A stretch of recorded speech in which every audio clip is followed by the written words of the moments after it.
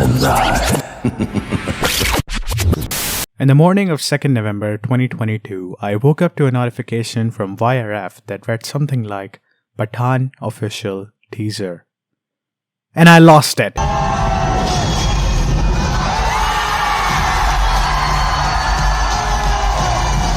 But come on, it was the worst kept secret, since everyone knew that if Pathaan was releasing its teaser anytime soon, it had to be on SRK's birthday. There's just no other better day for SRK's comeback film to debut itself than on his 57th birthday. Well, the Hindi entertainment industry as a whole has had a rather tough year. Despite this, SRK continued to appear in cameos in some of the biggest films of the year, showing some optimism. And truthfully, there are many films that I saw not only because I was interested in them, but because I knew SRK had a cameo in them, like Rocketry, Laal Singh Chaddha, and of course, Brahmāstra. And as far as I can tell, all of these films were appreciated in different ways, though I have since changed my opinion of Laal Singh Chaddha in light of the film's average delivery. But I certainly enjoyed watching Brahmāstra again from my couch on Disney+, though not as much as I did watching it in 3D. In spite of the fact that all of these films feature SRK to some extent, they aren't the definitive SRK return flick. None of them. The definitive SRK return is gearing up to be Pathaan.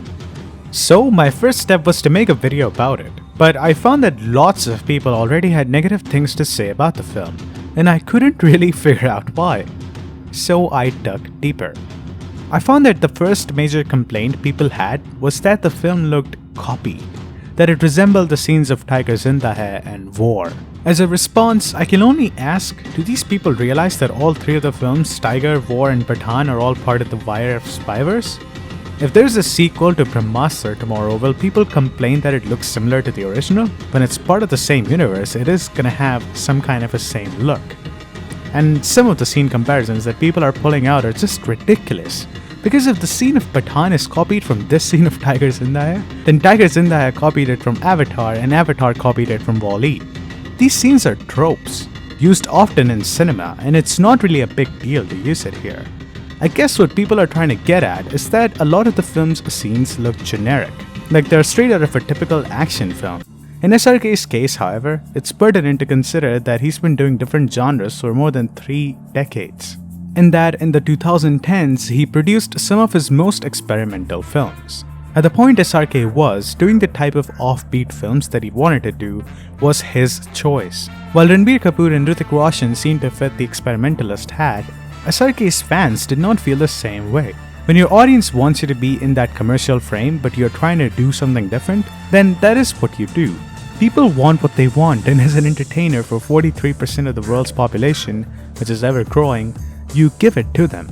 So SRK is here to give it to us. It might seem as though they are making a generic action film. However, this is the biggest commercial action spectacle ever from the studios of YRF, which is the largest production company in Indian cinema. This is the big one. The diamonds will be theirs if they hit it right. But they'll get the gold anyway, even if they don't. Even if you think Pathaan looks average, the story, the music, the VFX, whatever, you might forget that SRK is what will set this film apart. Think about it. If anybody else had done Ek Tha Tiger, even if SRK, it would have done alright business.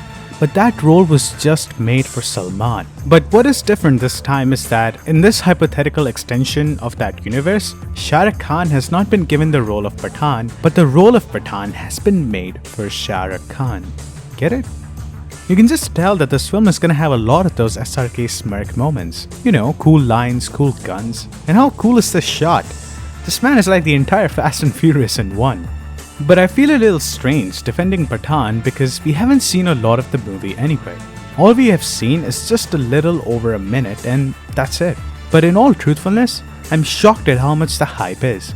I mean, as of this video being uploaded, the teaser has stayed at the highest trending rank on YouTube and actually has gone past the views of Avatar 2's trailer. That's insane. Of course, Avatar 2 is going to be the bigger film, but despite that, it's nice to see that SRK is helping unite the audiences to just enjoy the films and leave it at that.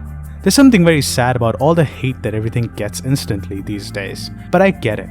In a very weird way, I get it. The audience wants what it wants, and if they don't get it, they're not gonna see it. But for someone like SRK, I will very willingly watch Pathaan whenever it comes out.